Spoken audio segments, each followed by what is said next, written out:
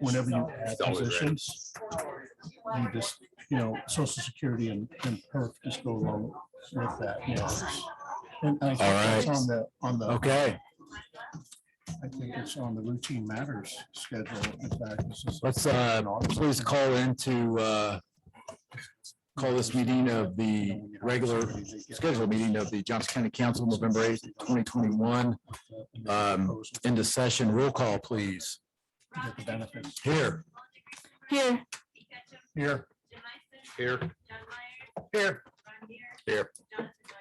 Here. Great, thank you. We do have a quorum. Pete, would you please lead us with an invocation? Sure. If we could take a moment to pray, please.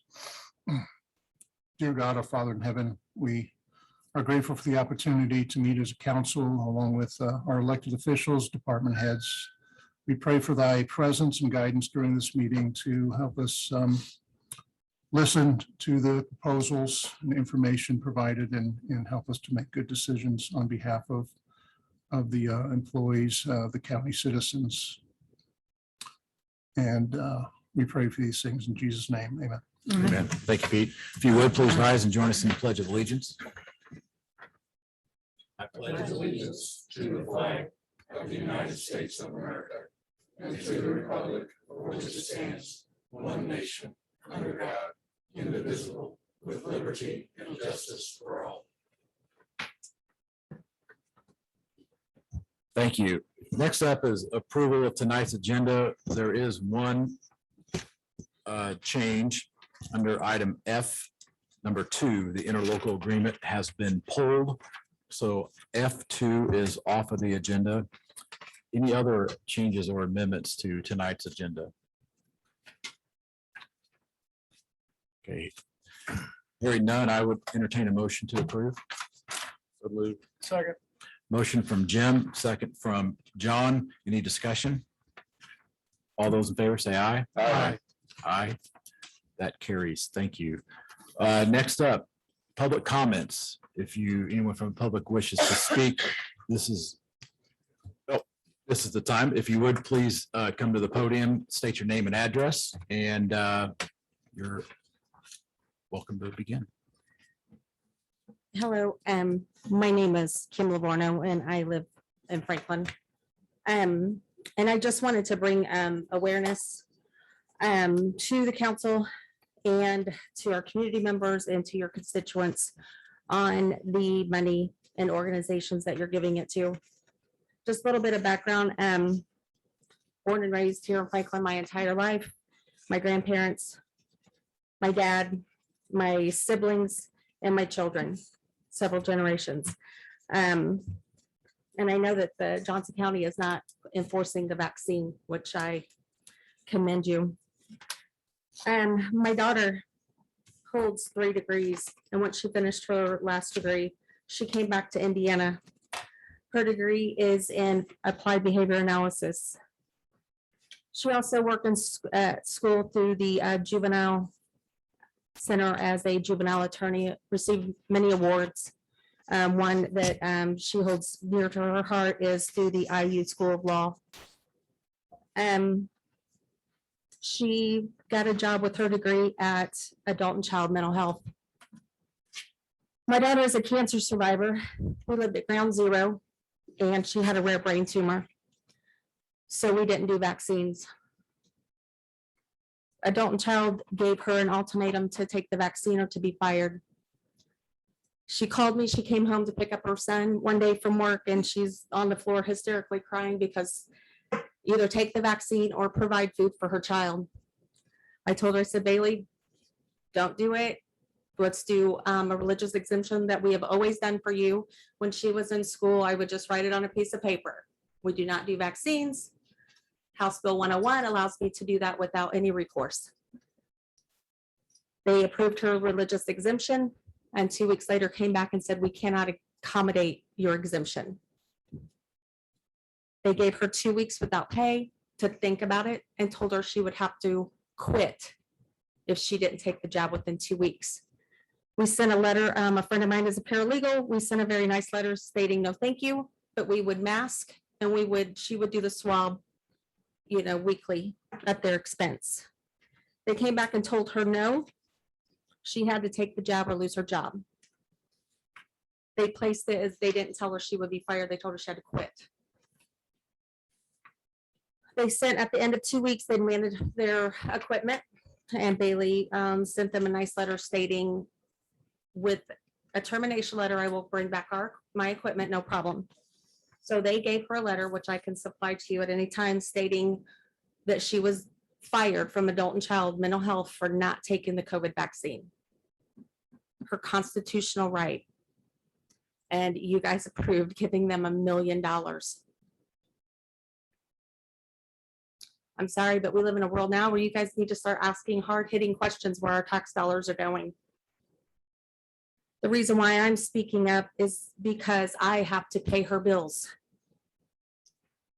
That $1 million would come in handy. Luckily, my husband was able to hire her at his place of employment, but it is totally outside of her degree. And there are several people, adult and child, that were fired and do not have somebody to hire her, like my husband did, hire them. And they're reaching out to me constantly. And I'm helping each and every one of them file their EEOC so they can be told if they have a case to file a lawsuit against adult and child mental health. I appreciate your time and thank you for listening. Thank you, Thanks, Kim. Thank you. I agree. We need to start asking hard-hitting questions. Thanks for sharing that. Yeah, anyone else at this time? Yes, Joe.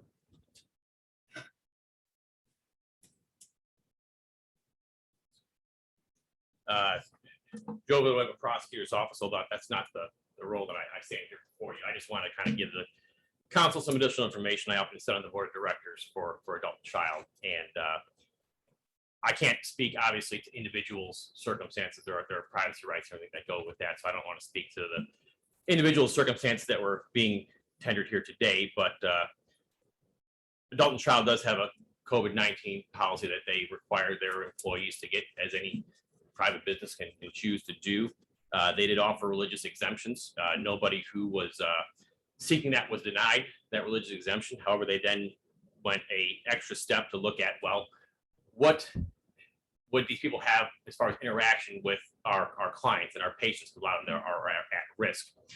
Those who chose not to be vaccinated were offered alternative positions within the company that would not put them in forward-facing positions where they're interacting directly with their patients and our other people that we serve. Those positions were offered to everybody who chose not to get the benefit of taking the shot, which is their absolute choice. If they didn't want to take a reasonable accommodation for an alternative employment within the company, at that point, the termination took place there. So it's a little bit different than I think may have been explained. And as far as some of the hard questions about the $1 million, it's the arrangement between adult and child and the county and how it's funding goes. It's all statutory, guys.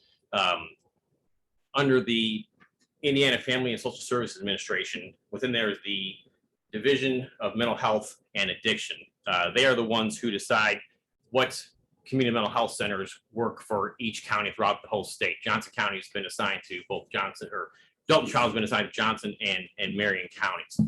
The money that is appropriate every year is designed to either construct or operate a community mental health center. So the money that's given is used to help adult and child serve the constituency, the low income people of our community. So that's where the money's going. So I just wanted to kind of set the record straight on that. Again, I can't speak to individual circumstances, but the programs and policies were put in place and used uniformly with everybody in the company. Those who chose to get a vaccine still have the employment there. Those who chose not to were given alternatives, but at the end, it's their right to run the business as they see fit. So just wanted to clear that up. Thank you. Thank you. Sure.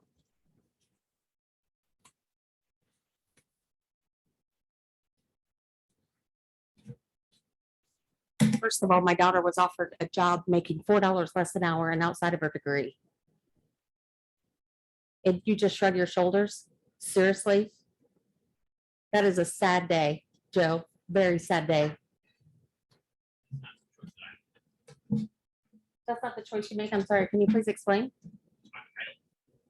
Deal with the employee and the transition. So she was offered a job. She wasn't even offered a job. She was told she could apply for a job making $4 less an hour and outside of her degree. And if you know anything about mental health, they don't make a lot of money anyway. She chose to go to law school, but decided to change her mind and help children. I'm just explaining the policy.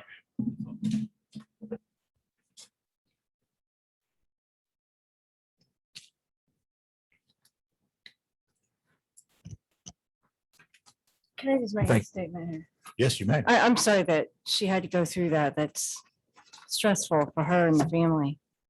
Regardless, I would think that an equivalent job would be offered to her that would be a lateral position instead of a pay cut. I mean, no one wants that. So I don't know. Thank you. Anything else on anyone else from the public desire to make a comment? Chris, we have anybody online? All right, thank you. We'll close that section of the agenda. Moving on to item B, approval of ordinance 2021-04. It's the second reading. This is an ordinance granting recorder's request, the recorder's request to use monies from the recorder's records perpetuation fund to pay the recorder's operating expenses, recorder's office salaries, perf, and social security in 2022. You see the recorder here. If there are any questions, otherwise it is the second reading and would be custom, I guess, consistent with prior years. This has been the way that those operating expenses have been paid. So I would entertain a motion. Motion to approve. Second. A motion from JT, a second from John. Any discussion? Hearing none. All those in favor say aye. Aye. Aye. Any opposed? Hearing none, that carries. Thank you. Next up, at the first reading, approval of ordinance 2021-05, an ordinance for payment of annual property tax liability under $25. Yes, hi, Michelle Ann Graves, Johnson County Treasurer. This is an ordinance that is for payment of annual property tax liability under $25 annually to be made in one installment rather than two. At this time, we have about 4,000 parcels that qualify for this. Again, it's just another step as the treasurer's office continues to streamline our processes, become more efficient and cost effective. Very good. Assume legal, you're all good with this ordinance. Thank you. Any idea of what this cost cutting measure could save potentially? Potentially about $2,500 annually. Thank you. I'll make the first motion on that one. Second. Motion from Melinda, a second from Pete. Any further discussion? Okay, this would be a motion to approve on first reading. All those in favor say aye. Aye. Aye. Any opposed? Hearing none, that carries. Thank you very much. Thank you. Nice work. Next up on the agenda, section D, routine matters, consent agenda. The items listed under this section can be taken all in one motion, or if desired, can be separated and discussed. I'll make a motion to approve the consent agenda as presented. Second. A motion from Jim, a second from Pete. Any discussion? Hearing none, all those in favor say aye. Aye. Aye. Any opposed? Hearing none, that carries. Thank you. Next up, item E, salary ordinance amendments, additional appropriations, reductions, and transfers. First up, Superior Court number 1.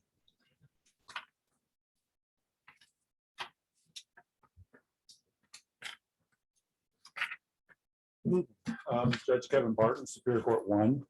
I am here tonight to ask for shifting of funds and some additional appropriation, I think $1,500 in overtime, as well as an additional appropriation of $8,000 from the jury fee fund. The balance coming from shifts from other accounts. Essentially, what's going on is that we have a couple of accounts where we need some small transfers to make it to the end of the year. But the biggest issue is that I'm asking for the transfers, the additional appropriation for due to all the jury trials we're having. We are currently on our 6th jury trial of the year. I've got 3 more scheduled before the end of the year. So in essence, we're dealing with the COVID backlog. I think for 15 months, we didn't do jury trials. I guess quite frankly, I don't know what's going on. Our norm was probably 3 to 4 jury trials a year, and we're going to double that this year. So maybe people are more litigious, I don't know, but that's basically the reason for the request we're making. Is this for item E1 and 2? Yes, sir. Ready for a motion? Sure. Motion to approve E1 and 2. Second. Have a motion from JT, a second from John. Any discussion? I'm just curious, what do we pay jurors now? I'm the best person, but it's $15 for showing up plus mileage, 40 for service plus mileage, I believe. But that's fairly minimal. So if it's a 5-day jury trial, they make $200. Is that what basically, Roughly, I believe, is that state mandated? by statute. Any further questions? All right, we have a motion and a second. All those in favor say aye. Aye. Aye. Any opposed? Hearing none, that carries. Thank you. Thank you, Judge. Next up, emergency management.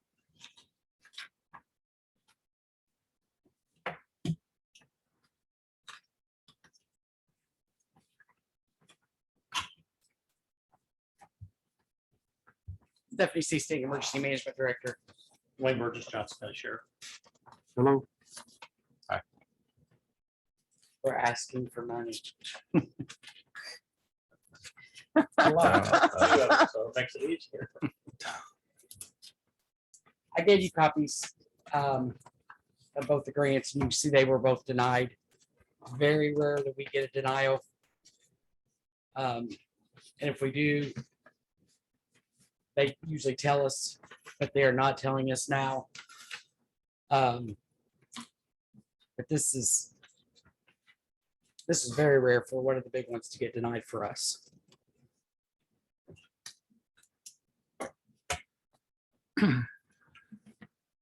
So the request is to fund these items out of the general fund with an appropriation out of the general fund. I suppose it wasn't usually a number this big, we would get kind of that shot across the bow and say, hey, this might be coming. But I presume we didn't get that because you thought the grant would.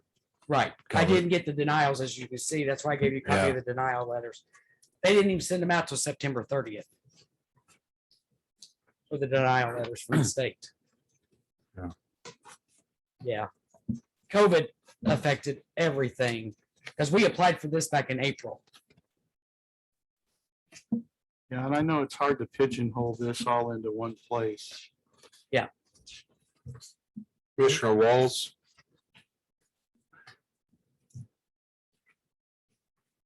Would the commissioners be open to entertaining paying this out of the recovery? What I would say right now, Kevin Walls, Johnson County Commissioner, what I would say right now, I'm not 100% sure that this qualifies under the statutes that's been set forth. I think I would put this in the attorney's hands and let them figure this out before any comment, yes or no on this. I think that's the proper action at this time. Is it fair to expanding on that to, we engaged Baker Tilly, did we as a consultant? We for can, ARPA? yeah, we'll have, Sheena will be contacted Okay. with Baker Tilly and we'll see what they say. I've Okay. heard pros and cons on this, so I'm really not for sure on it.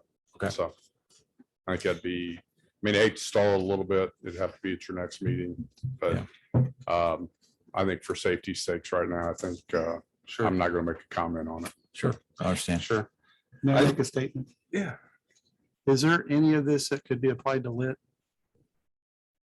To the jail lit? I mean, when we come right down to it and we have a denial, and I know we're not going to act on the general fund issue tonight, but at some point in time, maybe we need to look at all these items and see if, Yeah, I'm open to anything that is operational with respect to jail, that it be funded from lit. So if it can be itemized and supported, I would, that's what it's there for. So yes, I would be fine with that. I do have an, excuse me, an operational question. There are two primary categories. One is communication, the other is miscellaneous equipment. And excuse me, one of them is having to replace radios. That's the communications one. Okay, can you explain what has the state said by a certain date we have to replace We have radios? to do the TV. He could tell you more about this. They have to be TV Act compliant in order to get IDs. Yes, you know more about this than I do. Heath Brandt, 911 director. So back in 2016, the state upgraded the state's radio system to P25 system. There is a second phase to that. So a lot of the radios that are in service that she currently has, and the sheriff has several as well, those will become obsolete. They will no longer work on the state system, so they will have to be replaced. We do not have a timetable for that yet. The state has not given us that. However, the state has drawn a line in the sand that's saying that after December 31st of this year, they will no longer issue IDs to those radios. If say if you were to come in possession of one, they will not issue an ID to allow it to operate on the state system. Okay, that, with all due respect, and I'm saying you did it, but that sounds like double talk. They haven't told you when, but they did tell you when. Can you explain that? So they haven't given us a time frame as when the actual cutover to what's called a TDMA, and forgive me, I don't know what they're talking, what exactly it stands for, but they don't have a time frame as to when they are going to make that cutover, but they have said that they are not going to issue IDs for radios that are not capable of being on that system for when it does come online. And that is December 31st. Correct.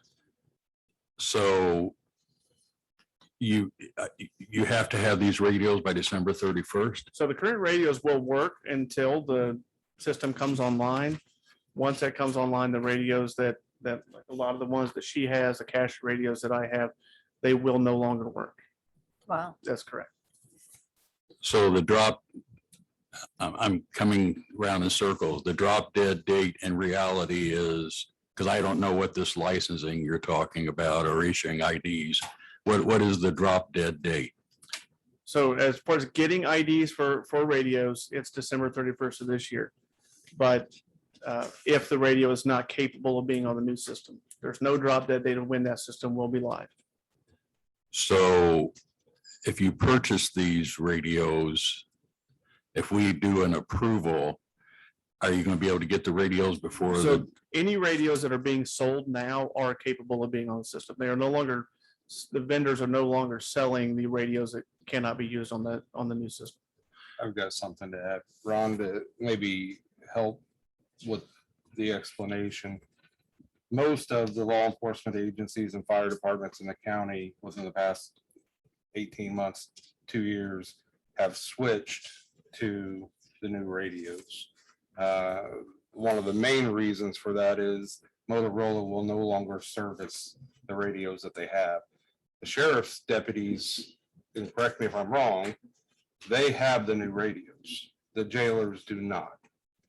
So, And I don't. right. I replaced those 60. That was during budget talks, I said I would do that. And I made sure that happened. Now this is coming into play and I've got, counting the new additional officers that will be coming into the jail, I need 80. So the long and short of it is, if one of those radios breaks tonight, Motorola will not fix it. They'll force you to buy the new radio. But you have the new radios. I have 60 for the road division. I need 80 for the jail division. 80 additional. Yes. And the road division is communicating with activity on the road, obviously. So the communication that takes place with the 80 is within the jail. It is the same radio that would be a different model, but it's the same standard radio that road division uses or any other agency in the county. We just have to upgrade their radios because they do leave the jail to do transports or pick up people. Okay. wherever. So it isn't just them communicating within the room of the jail, it's communicating throughout the system. Yes. Okay, so my question is that even if we approved it tonight, will these be able to be in place by December 31st? Yeah, we already have quotes from Motorola. But they wouldn't need to be in place because they are the new model radio. So Yeah, they're the new model. we can continue to get ideas for those. So the They're quandary already we, compliant. so the quandary we have tonight is we have to identify what to appropriate tonight. Is that correct? No, because the radios will continue to work after December 31st. That's if they break or They damage. just break down and you can't. Right. They can't get it repaired. When they switch over is the unknown date. Okay. After December 31st, they cannot get any more ID numbers for the radios to turn them, to activate them, correct? Bottom line, these radios have been in use for some time. And it's come to a point where these radios have to be replaced as well. And they're starting to break, and anything that he had in storage, it's not going to be compatible. It's not going to work.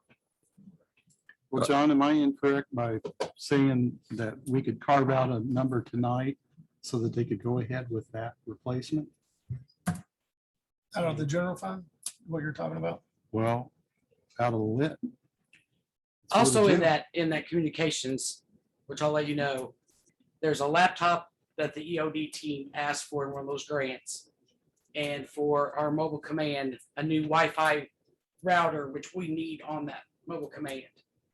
When there's a lot of people in there, we've got to have better Wi-Fi where they can get on the computers and stuff. So, but that's a drop in the bucket compared to what.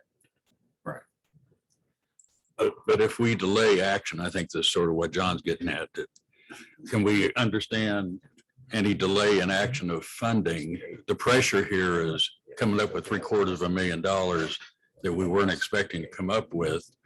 And if we don't act until the next meeting, what impact will that have in getting the replacements? I think it just kicks the can down the road. We're just in a position where we need to make sure that we're ahead of the game and we're not getting behind the eight ball on this one.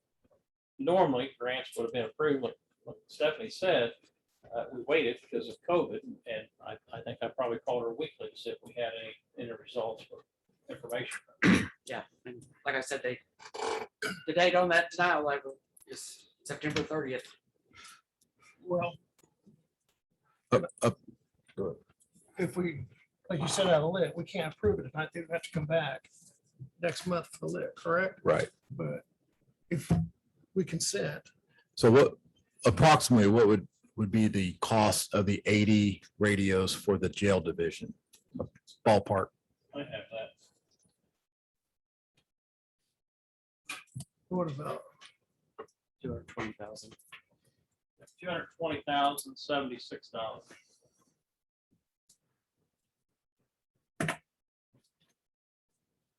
And while we're doing some math, what's EOD team? I understood that. Bomb, Fair enough. the bomb team. Yeah, okay.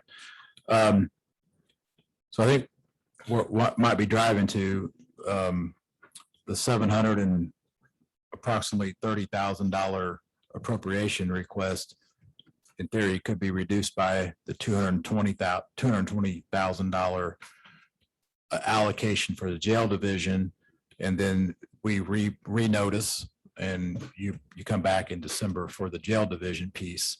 I think before we do that, well, that would give us a month to confirm that is operational, which my recollection of jail lit purposes, operational expenses are pretty varied. So I would feel good with that. And if not, then it just comes out of the for sure comes out of the general fund. That way, okay. Yeah, I'm just trying to get to a place where we're not doing something tonight that's gonna hurt you and cause issues. Sheriff, are you purchasing the 4,000s or the 6,000s? It will be the 4,000, I do believe, for 4,000 for the jail. jail. And that's what I want from the EMA, or just the 4,000. I don't need the 6,000 in there. Stephanie, how many are you looking at? Huh? How many are you looking at? 40 and then 2 mobile radios, one for my vehicle and one for the mobile command. And then is there software that Heath needs to? He programs them. Once we Okay, get them.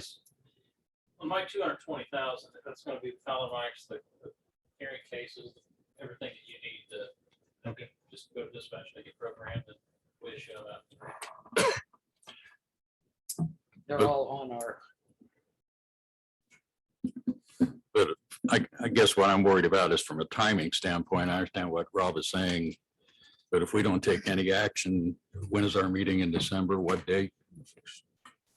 The 6th? yeah, the first. Monday. Is that enough time to do what has to be done to get them by delivery by the date drop dead December Ron, I 31st? think you're too concerned about that date. Yeah. Their radios will work beyond. That date is simply if they were to try to program a radio that's not already programmed. An old radio that's not already programmed, they won't be given a licensing number for it. When these radios come in, they'll be able to program them just fine and get licensing. Okay, so it isn't as if the 80, Yeah.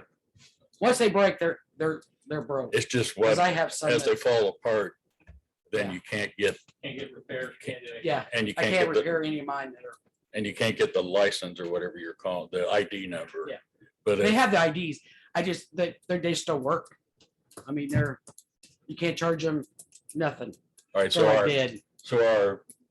if we approve it in December, they still got time to get the units Yes, without, and Motorola's got a pretty quick turnaround, so they would Okay. probably have them pretty quick. I just didn't want our action being delayed, Thank you. causing you a problem in the bigger picture. So what's your suggestion, Rob? So I would suggest reducing tonight's appropriation out of communications. I didn't do that. The grand total would be $501,680.72. Communication would be reduced by the requested amount of $424,510.09 would be reduced by $220,076 for a total. Actually, during the conversation, it all should be Okay. Does that cause issues tonight for noticing? Okay.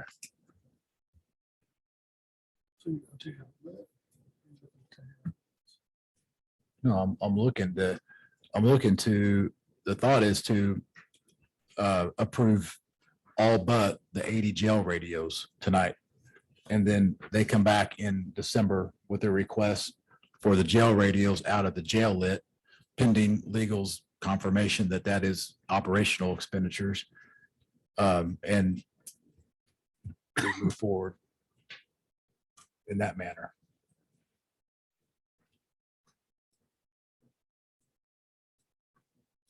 We're gonna look at the Urban rescue. Yeah.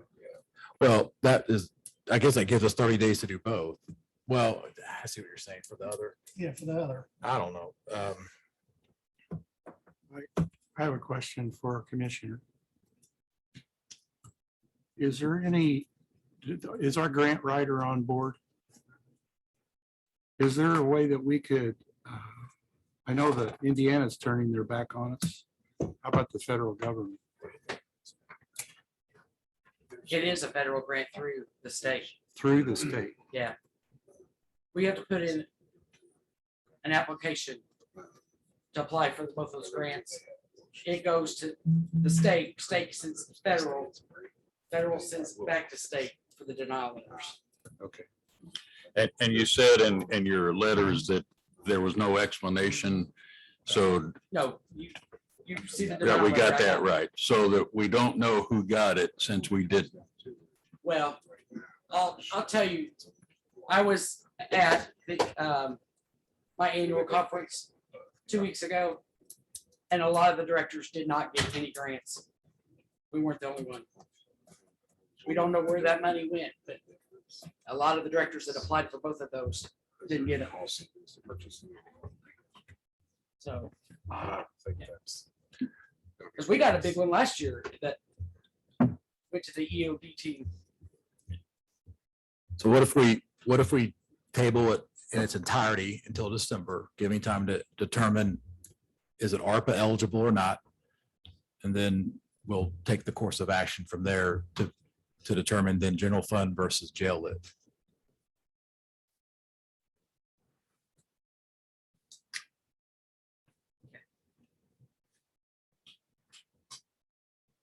Ultimately, it all comes out of the same pot, but is this something that would be eligible for the rainy day fund? I think rainy day is determined by us. I don't think that there's a. Yeah, My quote is good for 30 days, and I received this quote on October 18th, so I'll have to check to see if it will change.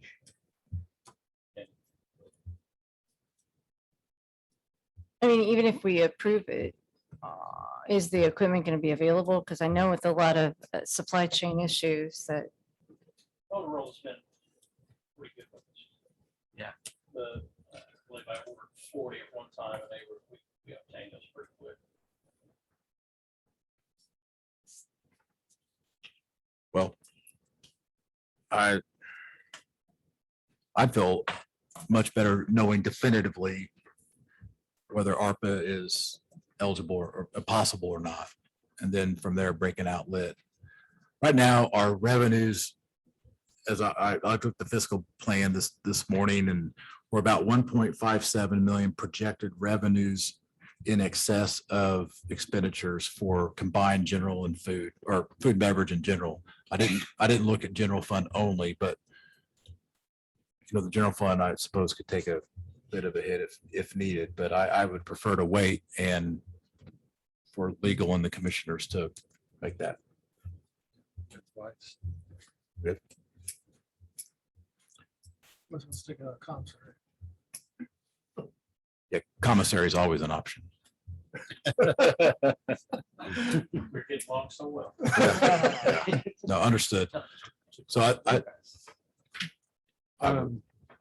So the thought is to table it until the. that's the, yeah, So if I might make a motion to table this E3 until the December meeting. With Yeah. the understanding that some things are going to be defined. and if I could expand on, well, let's take the motion. We have a motion from JT.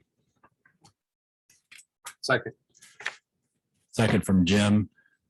Any discussion? And I'll say that if you find out your quotes are firm for 30 days and that we need to do something prior to, that would be approximately November 18th. I think we would have enough time to convene a special meeting to address this if need be. Sheriff, would you feel comfortable asking Motorola for an extension on that quote? Don't ask them. We could ask them for all of those. So. Okay, so got a motion and a second. All those in favor say aye. Aye. Aye. Any opposed? Hearing none, those carry. Thank you. Okay.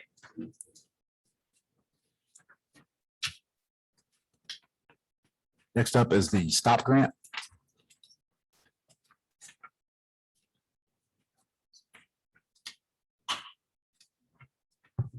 Over the way with prosecutor's office, just asking for appropriations to cover our stop grant, which is our DV one.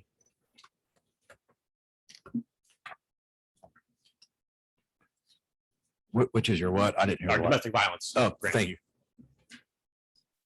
Make a motion to approve as presented, Second. Retro to October 1st. retro to October 1st.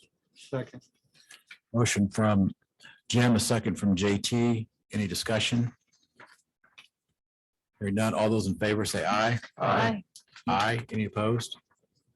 Hearing none, that carries. And at this point, I'm going to leave for the record, and Jim Ison is going to take over. Thank you. All right, next up, park non-reverting operating. Let's see for here.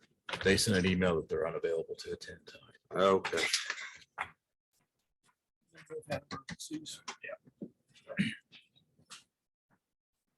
it's like a yeah, equipment lease for $33,770.95. So transfer from cash balance to be used on upcoming payment for the Independence Park Playground. Lease payment for $13,229.05. Once again, for an upcoming payment on the Independence Park Playground. This one will close out all the grant funds received for the project. And number 3 was miscellaneous equipment for $10,007 to be used to purchase components for the bicycle playground at Johnson County Park. Discussion? Motion? Do you want to take those together or separate? Yes. Move to approve items 5 and 6. Second. Okay, we have a motion by Ron Deere, a second by John Myers. Jonathan T. Myers. All those in favor?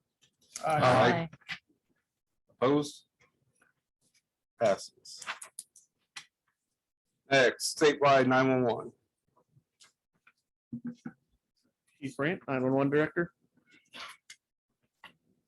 So what I have for you tonight is requesting $22,868.01 to purchase what's called response plans in our CAD system, our curated dispatch system. This system will allow us to really customize our fire responses throughout the county and making things a lot more seamless. Allow us to get quicker response times for the fire departments. It allows us to, right now, the way our system works is that if we had for example, if we had a run at 135 and Fry Road, that's White River Township's response area. Right now, if that station that is responsible for that area, if they're not available, it's going to look for other White River Township fire apparatus before it pulls anybody else. This system allows each of these departments to customize their runs so that they can pull what is truly closest, most appropriate for that area. So it would be able to pull, instead of pulling White River and apparatus, it'll pull Greenwood Station 92 over because they are closer than other White River apparatus. How was it done before? I mean, I'm sorry. this seems very logical to me, but how is it done before? So the way that the current module that we have, the one that comes with our CAD system, we're not paying any extra for what's called recommended units is what it's called. It has what's called a sort order. So what it does is it's like I said, if it's White River's response area, it's going to look for every White River apparatus before it starts pulling apparatus from other departments, even though they may be closer. And there's just no way, we have maxed out the abilities of that. We've actually had people from Motorola say, you're making it do things it was never designed to do, and they're impressed. So we've taken that as far as we can go, and we see a real need for this. As 911 representative from the council, this had unanimous approval at the last 911 committee meeting, and I would suggest that we can approve this. So is this the 22,000 a one-time deal or is this in addition every year? So that there is an annual maintenance cost of $1,249.89. You can see we have several members of the fire service here tonight. They're here in support of this. Members of the Johnson County Fire Chiefs Association, some board members from White River, they're all in support of this purpose. So this will do it automatically. You guys have to go in and program it? for We had to that? build it. You have to build it? We'd have to build it, yes, but we, yeah, it'll take a little bit of time to build it, but in the end, it'll be seamless. Our dispatchers won't notice any difference. It's no extra work for them. Right. Everything's done on the back end, and So is this going to be a part of your budget for next year? I mean, do you have the money there for that? what's that, The the 1,200? 1,200, it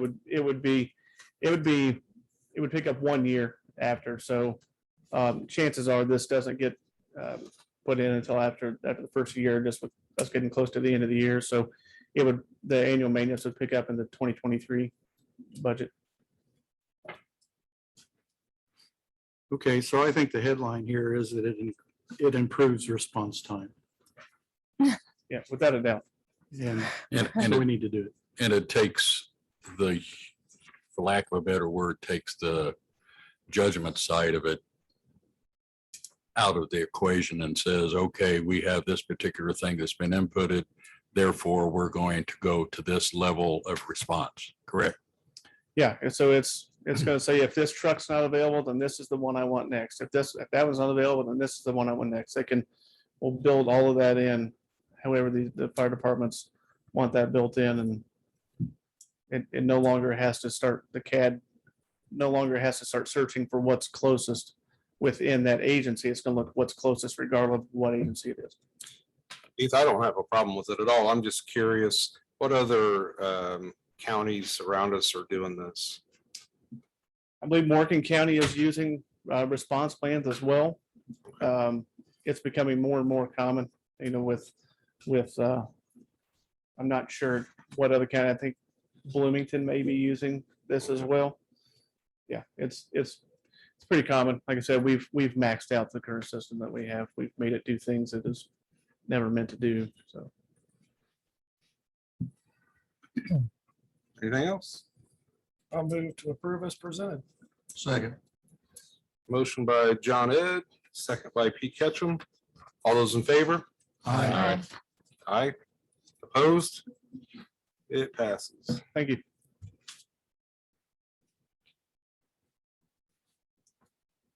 Jail. Sheriff Lee? No, he's sitting back there.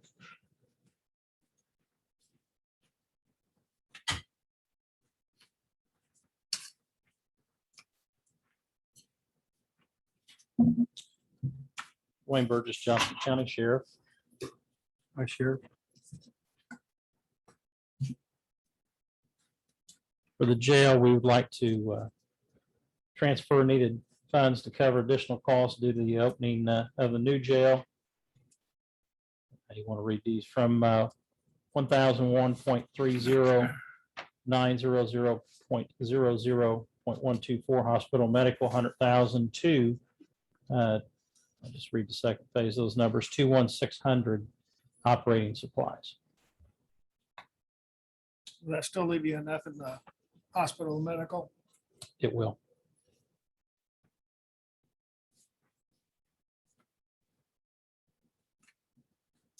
If you want me to go ahead and go over B, we need the additional appropriation for food in the jail of $110,000.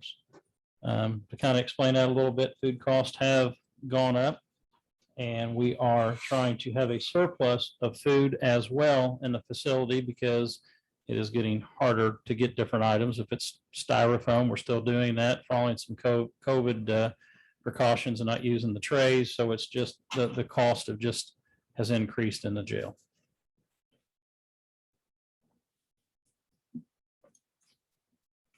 That's an operating expense.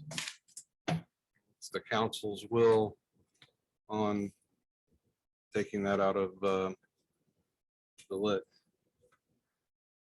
Come back next month for that. Something that you have to have approved tonight. Yes. I'd say. I'm okay with it. Okay. You want to do 9 too?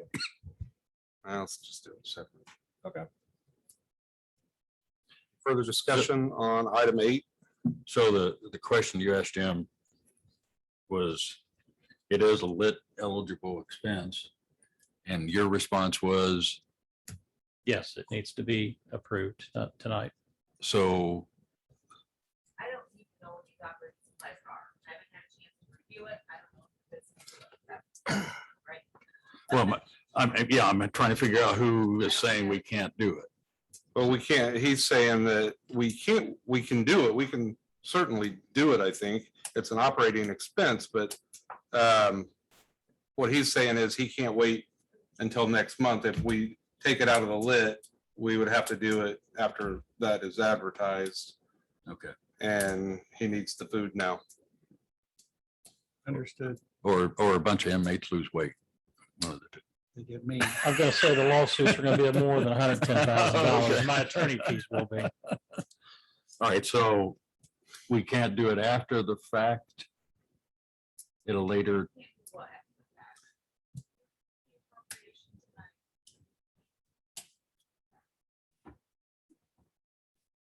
but if it's a legitimate expense,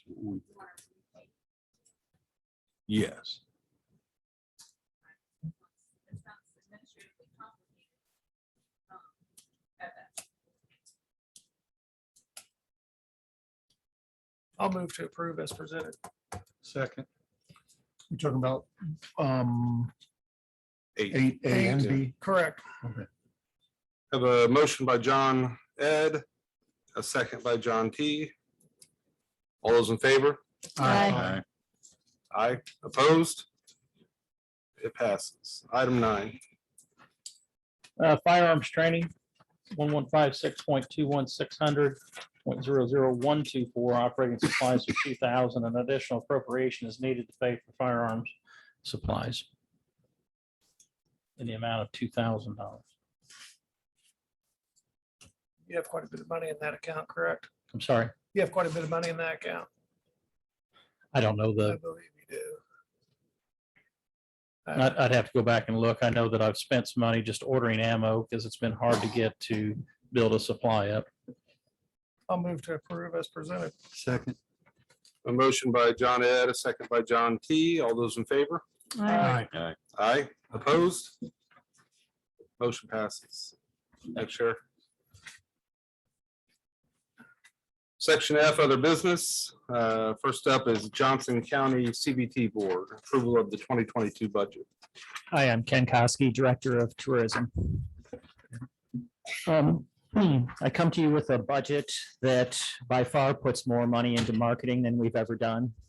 I know from our prior conversations, we all understand the importance of putting most of our effort into marketing. We also, one of our strong suits has been product development. So it's one thing to market what already exists in this county, but the other thing is if there's something lacking, we help build it. So we're a couple days away from our obstacle course being completed at Johnson County Park. So that's going to be 20 obstacles over 1.6 miles. It's going to attract not only local residents that can use it, but also visitors that will come for events or come 365 days a year because it'll be open. When that's completed, we're already turning our attention to perhaps bringing ice skating into one of our communities. So basically 10 years from now, we want this county to be the envy of all the other central Indiana counties in that we're not only marketing ourselves and telling everyone what we have, but also building things that we don't currently have. Just a few notes that aren't really related to the budget, but we are about to hit 5,000 visitors for the year in our visitor center. That's up from about 2,000 last year. Hotel revenue, Michelle Graves just gave us our monthly report. 9 months into the year, we've already broke a record for highest hotel revenue. So things are going exceedingly well.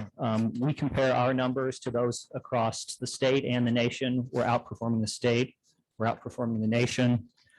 And as I've told you every time I come here, we're a staff of 2 full-time people. Most tourism agencies in the state have 5 to 15. So we're running lean, running efficiently, and really doing our best for this county. What is the hotel revenue year to date? 600,000 approximately. So our best year ever was 559,000. What's the balance of the fund? Do you know?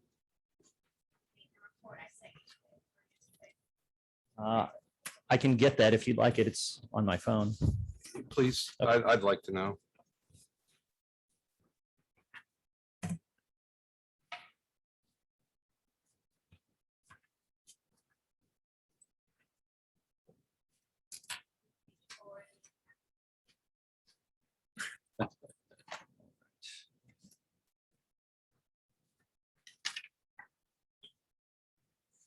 $542,000.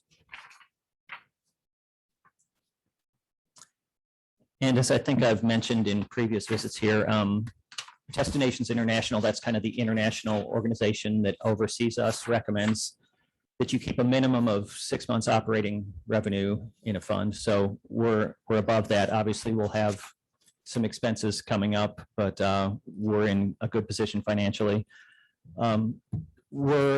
Our goal is to keep some extra money so that when we can partner with either, like, for example, the city of Greenwood or Franklin and bring ice skating in, that we'll be able to contribute a large sum of money that will help them, bring that to fruition. Because as it stands now, none of our entities can do that by themselves. It was the same thing with the obstacle course. The park, their budget is tied every year. So if it wasn't for the partnership, that wouldn't have come to fruition. Okay. I may need a little guidance here. The balance right now is 542,000, and we brought in 600,000 year to date. So anticipating the revenues the next 3 months will be consistent with the first 9 months. That would bring the end of the year balance to 742,000.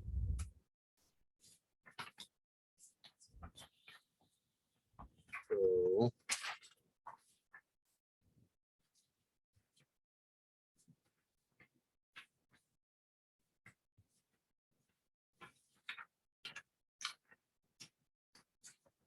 okay, I answered my own question. Never mind. What was your question? What? What was your question? Well, I was thinking that if this is their, I was thinking that if we approved that tonight, they wouldn't have the recommended percentage left on hand, but we're not I wasn't factoring in next year's projected income, so. Yep. It's late. It's been a long day. I'm glad you answered the numbers. question because I'm kind of all out of answers. So it's great that you're. Any further? Actually, the grants and sponsorships, is that maxed out, or what's the limitations on that? That you can do is, I'm sure, isn't that governed by a percentage of your revenue? No, we could actually, what I always say is if a good idea comes to us, like next year, if we were to do ice skating next year, 50,000 wouldn't pay for it. I'd come before you again and say, Greenwood's ready to roll with an ice skating rink, but it's going to take a few $100,000. I would come to you and say, we can make this happen. Okay. Can we authorize upping that amount? Yeah, I like I like putting the money back into the communities, especially if it's going to create revenue in the future. But thank you for what you're doing, by the way. I did stop in. Very nice. Yeah, just a few other examples. We're sponsoring Franklin's concert series next year to kick off the amphitheater. So you talk about putting that money back into the community. We sponsored Greenwood's pickleball and pints tournament this year so that they could really amp it up and make it a great 2-day event. So it's actually unusual for tourism agencies to want to get that money out in the communities and improve the communities, but that's not how we operate, because we feel like you that that's important. How much do you have in your account now? Your, 542,000. in the checking account? We've got approximately 300,000, I believe. We have the bill coming in for the obstacle course, Okay. which is 100,000, so that'll cut that to 200,000. We've got a 20,000 advertising bill. So while that seems impressive, that'll, be spent down over the course of the next month or so. Sorry. When's this obstacle course going to be done? I need to go check this out. So it's actually any day now. Within a couple of days, they're just doing the final touches. Then we're going to do a walkthrough. So, I mean, we could have some private visits for you as the council, go use it. What we need to do though, once it's done, is test it out, determine how many pull-ups or how many tire flips you have to do, then put the signs and the warning signs for the liability and things like that. So we'll have all the signs will take a couple months to fabricate and get on there. So it'll really open early spring, but it will be done this week and ready for testing. So if anybody wants to test it out, just contact me and we'll get you down there. I'm getting kind of too old for that, but Time for one more question.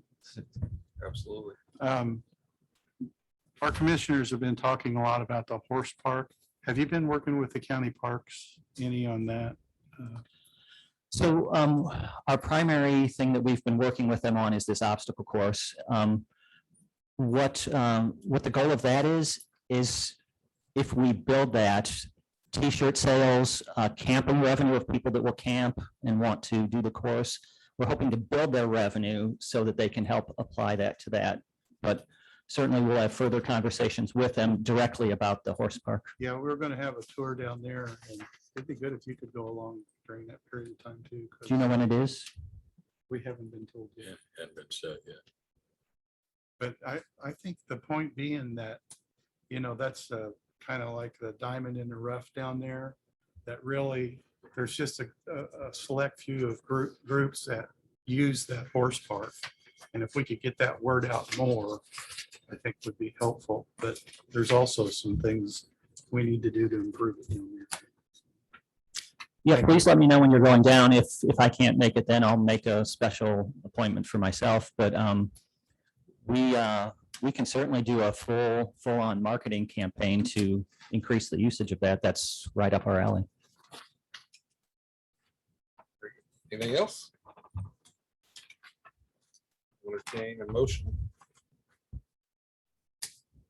Move to approve the conventions trade board approval for 22 budget.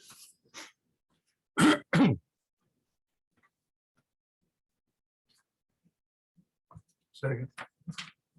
A motion by Ron Deere, a second by Pete Ketchum. All those in favor? Aye. Aye. Opposed? Passes. All right, thank Thanks, you. Have a Ken. great night.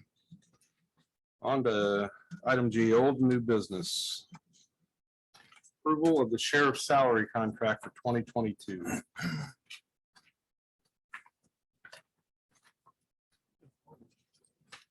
Did we eliminate the interlocal? Yes. Wayne Burgess, Johnson County Sheriff, the commissioners this morning approved the contract. Just need your approval. It was in the budget it was approved in the Was it budget originally. unanimous? I'm sorry? Is it unanimous? Yeah, Yes. Okay. but he had his hand on the gun while they were approving it, but that. Intimidation. I like you, Sheriff. I'll move to approve. I guess I'll second. Yes.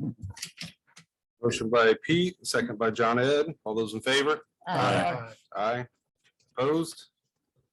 Passes. I'm not Barely. going anywhere, but on Commissioner Walls now. Item 2, discussion on the jail extension. Or the existing jail. Kevin Walls, Johnson County Commissioner. What do you want to talk about? I'm going to say one thing, the jail is completed, operational. We're on budget, on time, a little bit early. We've got some contingency funds left over. And we are going to look at renovating the existing jail that is in dire need of some plumbing, electrical, painting. What else is in there? Those are the three main ones. HVAC, a little HVAC work. So between the sheriff and I, we've talked about it. We're putting together some bid documents right now for that portion of it. But this doesn't increase or decrease anything. This is just contingency funds that we built into the project to begin with. And we haven't used nearly all of them. So there's some available funds. It has been approved by our bond council that it can be used for that purpose. So, Excellent. and we're working through the details together. It's been seamless so far. We haven't really got into any fights yet. Are you gonna hire an architect or? No, it's just going to be, it's basically upgrading the current stuff they have, because what was the last time it was touched, in the 80s, 90s? It was 3 different phases. The new portion where JD Richards had the 1 addition built was back in the 80s, and then you have the original in the 70s. So it's just the copper piping and those items have just, they need replaced, they need repairs, electrical, just several items to bring it up to date. We're going to upgrade the lighting systems too. So Excellent. there's no architect that will be required on this. It's more of a maintenance contract on steroids. Because they're just going to retrofit a lot of stuff that's currently there, but it's just wore out. Understood. But you're still gonna use contractors. Yes. Okay. Me and Dwayne aren't going to do it. But we're working through that stuff. So just kind of giving you guys where we're at right now. And that's a good thing. We didn't have to come back and beg for any money during this project. And it's all been good. We've had a few, as all big projects, you've always got a couple of hiccups in the first 6 months, but we'll work through those, and he's occupying it. And it's good. Okay. Thank you. Good job, gentlemen. All right, approval of the 2022 council meeting schedule. At the last meeting, I suggested that we add 2 special meetings. We didn't have a discussion about it. I think this will be the appropriate time to have that discussion. I suppose the way to do that is put it in the form of a motion to add the second meeting in January the 24th and a second meeting February the 28th for purposes of receiving information from the elected officials and department heads, for those who choose to do so, telling their story that we didn't get a chance to hear during the budget time. So I guess that's the way to get it on the table.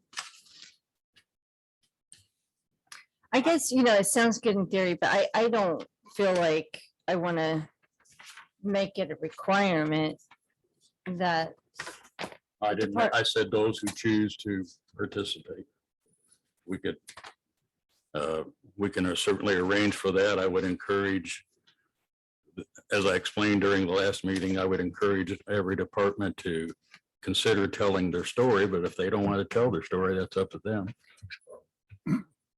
Every department, elected official, they do have an opportunity to come before this council at any time and tell their story.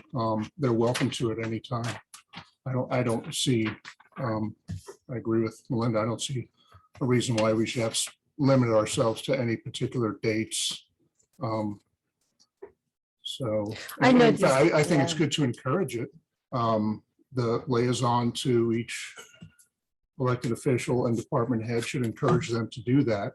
And, they could get on the agenda, and certainly we want to limit that agenda. So I don't think we have to worry about, everyone doing it in the month of January, but I don't feel that, it's necessary to ask that they come in at any particular month.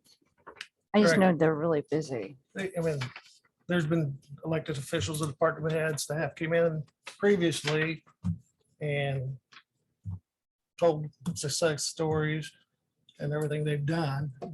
Well, in this past year, And they had the opportunity 12 months out of the year to do it. I don't think we should narrow it to 2 special meetings. If they want to come in, they can come in at any time. I agree that this last year, they didn't, so. Well, that's up to them. We're not gonna make them do it. That's just me. We have a motion. Do I have a second? All right, motion dies. Lack of a second. Motion to approve the. Sorry. Okay. go ahead. I was going to bring something up for discussion. Every year, this October council meeting falls on the school's fall breaks. I know typically that creates a conflict for me. What's the council's thoughts on pushing that out of the fall break week? Is there, with that being budget time, does that create any conflicts for you if we would move it a week? What date is that? That is October 10th. October the 10th, so.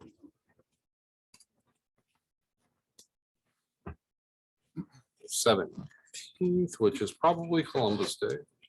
Does that fall into the budget hearing era? Yeah. What? I think it falls into the budget time hearings. Says budget hearings to be announced. I personally don't, I personally don't care, but for the sake of routine for the general public is my thought. Sure, and that's just why I brought it up for discussion. I'm Does fall break vary from Yeah. school district to school district? There's 5 Mondays in October next year, so I'm good. I don't. Hit it. We don't have Probably any best kids to in go. school. Yeah.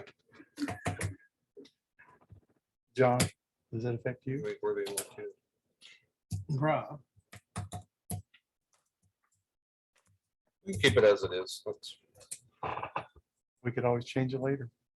It's not that big of a deal. It's just, if I thought that if I could avoid missing that meeting, I would try. You could. How about rescheduling vacation? Can't. All right, I'll entertain a motion. Motion to approve the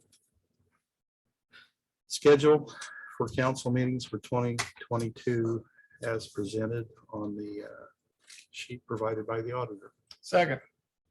Have a motion by John T, a second by John Ed. All those in favor? Aye. Aye.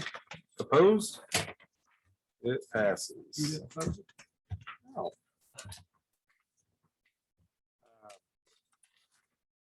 All right. Entertain a motion to adjourn. So moved. I'll second that. We are adjourned. Thank you, everyone. Thank you.